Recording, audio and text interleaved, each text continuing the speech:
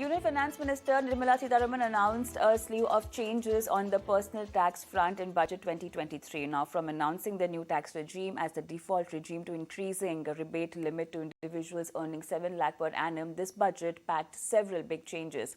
So, how will these changes impact taxpayers and what should we expect going forward? To answer all of these questions, let's bring on board Divya Baweja, partner Deloitte India, and Feroze Azeez, Deputy CEO, Anand Rathi Private Wealth Management.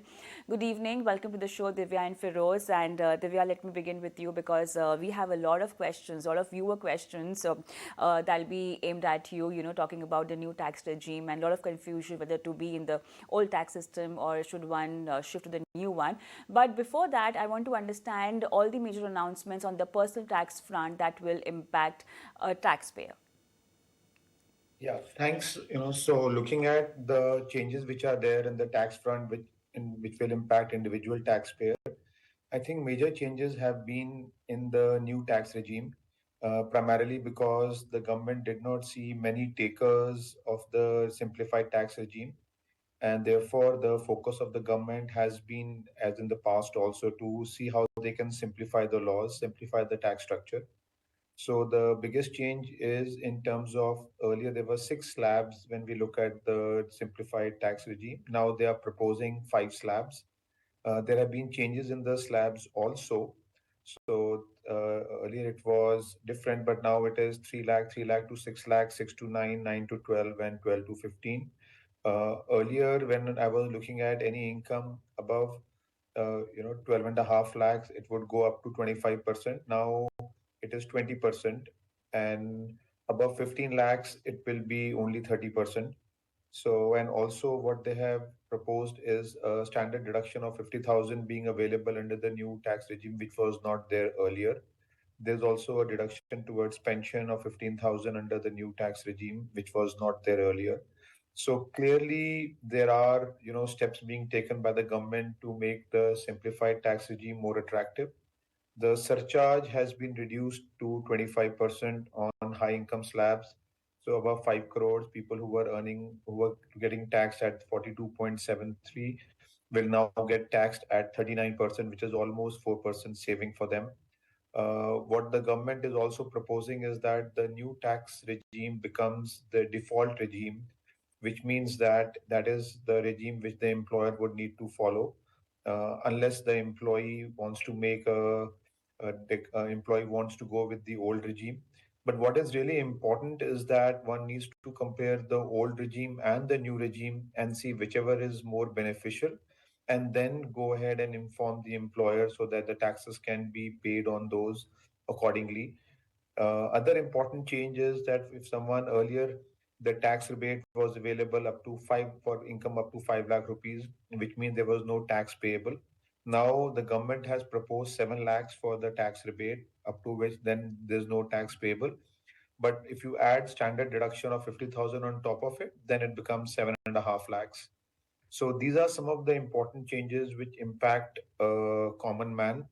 There are separate changes which are there in terms of capital gains, where if you are selling any property, or then the deduction under 54 and 54F, or you sell any capital asset.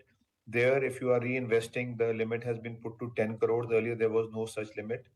And if anyone is contributing towards life insurance in aggregate, which is more than 5 lakhs, then, and if the premium is more than 5 lakhs in aggregate, then whatever money is realized during the lifetime of the person who's insuring, that will be taxable subject to deduction of the premium. And if you have claimed a deduction under ATC for the premium paid, then to that extent, there will not be a deduction. So these are the broad changes which the government has brought about in the personal tax regime, or the personal taxes for the taxpayers. So that is something, the other key one which one needs to bear in mind. One last important one is also in the context of double deduction. So what happens is that people who have taken home loans, they were claiming deduction for the interest income when they were calculating the income from house property. And when they were selling those house properties, they were taking the deduction for the entire cost, including the interest. Now, the interest cost for which you have availed a deduction for while computing your income from house property, that will not be available as a deduction anymore when you look at any sales transaction for the purposes of capital gains. So these are the key changes which are there from a personal tax perspective. All right, now that was explained quite in depth. But then, Feroze, the question to you is the intention of the government is to let a common man have more money for their disposable. Now, the thing is, even if you want to shift to a new tax regime, you will still want to have a different another investment strategy in place. You cannot just get away without having any investment strategy because you need to have a financial portfolio in order to live a life where you can have all your financial goals achieved. So net, how much would be the amount that an individual might just land up saving after entering into a new tax regime and having an investment portfolio? Is it the right way to look at things, or you think having investment instruments attached with a tax benefit made a lot of sense? Because eventually you will land up with the same amount of income, irrespective of the fact that you go through an old tax regime or a new tax regime, because you need to have an investment strategy. You still need to save money. Yes, Kavita, of course, the new tax regime has got a push in this budget, of course. But I personally think at least the decision of which one to choose, should somebody choose the simple one or the old one, itself, that decision itself has to be simple. So let me try and make it simple for the viewer. If your total deductions exceeds 3.77 lakhs across all the heads in the old tax regime, then you are better off staying in old tax regime. So if your deductions are less than that, then you are better off being in the new tax regime. So only one point which needs to be considered, largely making it simple, 3.77 lakhs claims, if you are getting deductions in the ATD, ATC, home loan, HRA, whatever it is, if the summation, let's assume you're getting 5 lakhs of deduction, then you're better off in the old regime. So this is the only decision point, which is simple enough for a person, a lay person, to comprehend. Sum total of all his exemptions should exceed 3.77 for him to write to his employer and say, keep me in the old one. Otherwise, the default is okay. Second, very important thing for the really ultra rich, this surcharge reduction is only specific if you choose the new tax regime, which I think is a very, very important fine print. So you have to let go of your HRA and other things if you want to take the surcharge reduction. That's point 2. Point 3, is this the right thing for the government to do? To my mind, 10 on 10. Why? Because what's the point of introducing a new tax regime if you are going to be indecisive and keep fidgeting with the old one? So before the budget, also in several media interactions, also on your channel, I had said that there's no point tweaking the old one and to make it old and in turn obsolete over a period of a decade, maybe. So that's point 3. Point 4, we as a society have come a long way in terms of financial education. 2013 was the landmark year where SEBI emphasized investor education, and this year's mutual fund company's budget is 800 crores for investor education. So will a person be able to decide for himself or herself of what to do with the money without the tax incentive? To my mind, yes. India's weighted average investments of their savings is not earning more than 7-8%. Now, if you have the money and if you're going to invest not on the merit of the tax of the instrument, but for its merit in terms of the personal finance, can the Indians earn 13-15%? The answer is yes. So it's a very good strategy. And I think having faith in the investors of India that they will do a reasonable job with their own monies, I think is sensible. To give you an example, there is 3 crore invested, 3 crore, I repeat, in one of the CRISIL reports, and out of which only 62 lakhs is in insurance policies. The rest of the 2.4 crores is invested without any tax advantage. So why are we thinking that if tax advantage is gone, savings habit is gone? That's not what India has shown so far. All right, so we should now actually move on, and we have a lot of queries from our viewers and tax-specific queries. Divya, first one coming up for you, which is from Pankaj Sharma, and he says that he's a salaried government official, and his gross salary is 16 lakh, and GPF reduction is 2 lakh, NPS is 70,000. He wants to understand if it's right for him to stay with the old tax regime, or as per your calculation, where if you can just explain if at all he's saving more money by entering a new tax system? Yeah, so as you know, my learned friend also said, it is important to see, what my deductions are. So I will have to really compare my deductions and the net income after taking all the deductions, and then do a comparison with the old regime and the new regime to see which one is more beneficial. So here, whatever deductions he is claiming, whether it is towards, I mean, if it is ATC, then it is 1.5 lakh rupees, and then there are other deductions if he is availing, whether it is towards any health insurance premium or whether it is on my savings account. So one will have to really compare that and then see which one would be more beneficial, and then do a calculation between the old regime and the new regime. Yeah.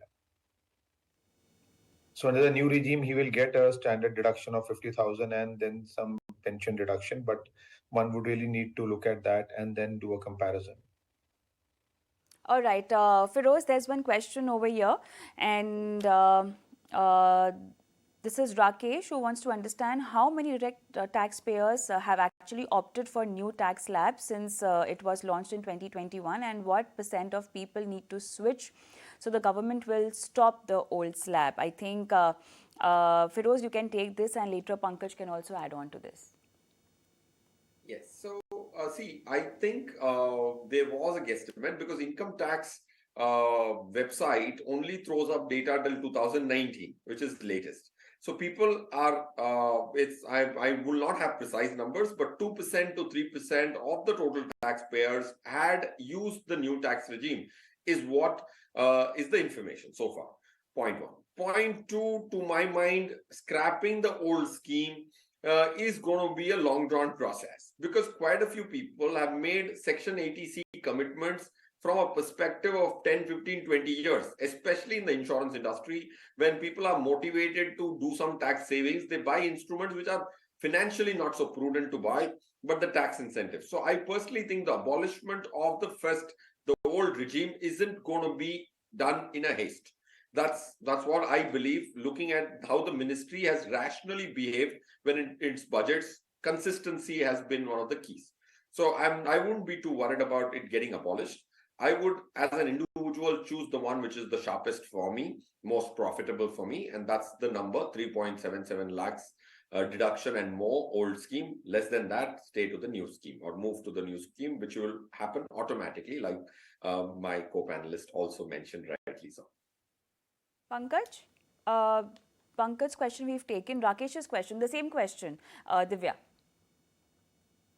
No, I mean, I would say I would totally agree with what Feroze has said. One would really, need to see which is more beneficial. And yes, the government is moving in a direction where they want to simplify the law and make it simple, which is why the stress has been more on the simplified tax regime in the current budget. And also the changes are there in the current budget on with respect to the simplified tax regime. It's difficult to say whether they will stop it or when will they stop, because they one has made investments keeping in mind the long term perspective. So I don't think the government will simply stop it in near future and say, okay, now we are moving only to the old regime. So that will be a long call. Yeah, one needs to see how it progresses. Next question is from Anish. He wants to know from you, Divya, age limit for the new tax regime, is it 60 years old? Is there any age limit for the new tax regime? And also the tax liability as per each slab in the new tax regime. What will the tax liability per lakh? That's what he wants to ask. There is no age limit per se which has been prescribed in the new tax regime.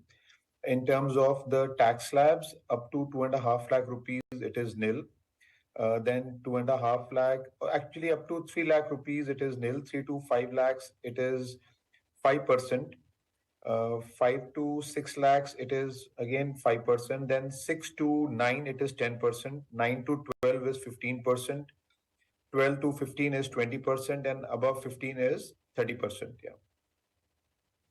All right. And So can we also divide this into tax liability per lakh, or that's not how it goes?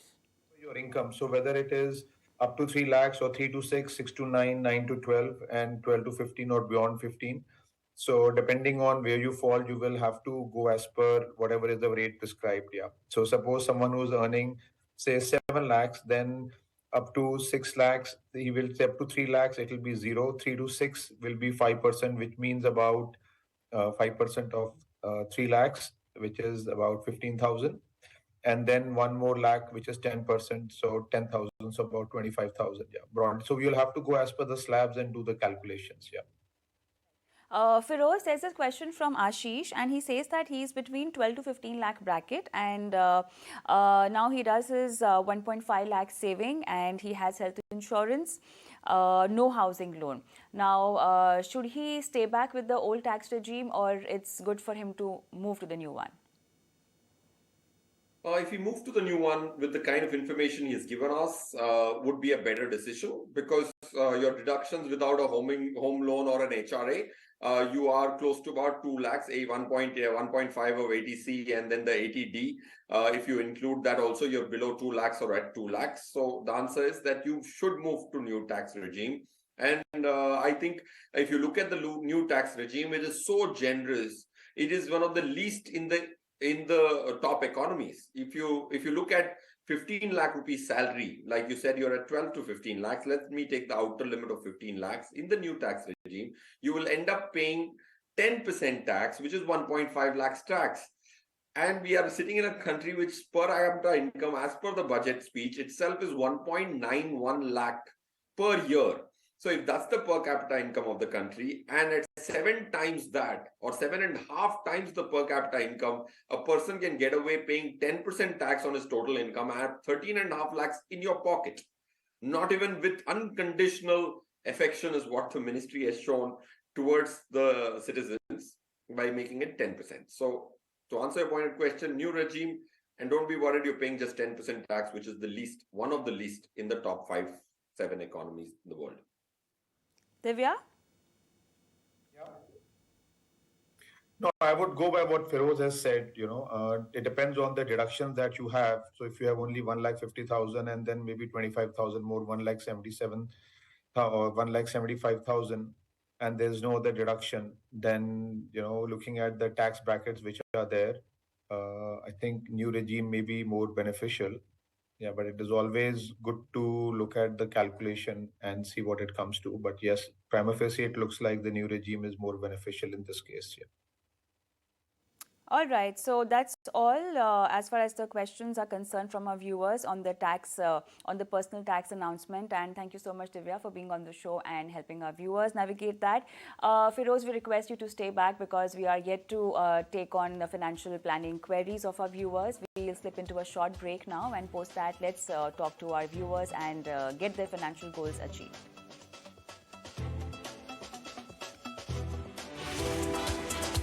Hello and welcome back. I am Kavita Thaplia. You're watching the ET Money Show, and there are plethora of funds available in the market to invest your hard-earned money. But how do you assess which is the right fund for your portfolio? What are the criteria that one should look at? To help you navigate through this maze on the ET Money Show, we have on board Feroze Azeez today, and he will be answering all your personal finance queries. And Feroze, the first viewer who wants to talk to you is Mr. Supratim Chakravarti from Pune. Good evening, sir. How are you doing? Yeah, I'm good. All right, we have your question, but then your question says that you want to do one STP from one equity fund to the other in the same AMC. Okay, and you just want to know the tax implications involved in this. Yes, so actually I have an equity fund, a mutual fund in SBI Flexi Cap Fund. So actually I'm not very happy with the performance of that fund. And I want to move over to another fund in the same equity fund in the same fund house. Okay. So I just want to know what is the tax implication. I have been doing an SIP for the last 3 years. Okay. And I want to move over that fund using a systematic transfer plan to that another fund. So I want to know what is the tax implication for that. All right, Feroze.